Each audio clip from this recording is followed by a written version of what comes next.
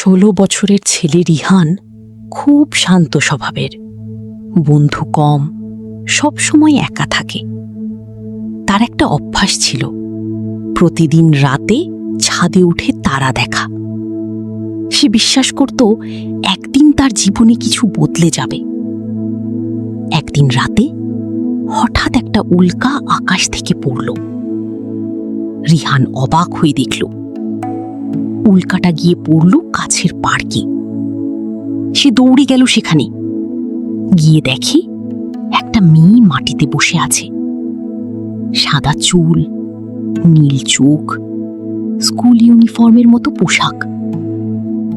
মেয়েটা তাকালো রিহানের দিকে, ধীরে বলল, তুমি আমাকে দেখতে পাচ্ছ?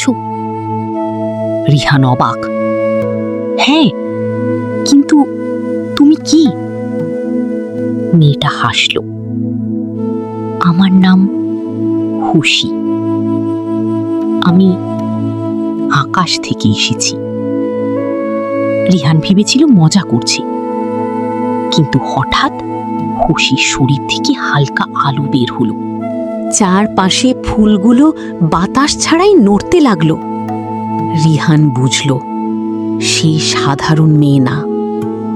খুশি বলল, আমি পৃথিবীতে বেশি দিন থাকতে পারবো না, কিন্তু তোমাকে দেখার জন্যই এসেছি।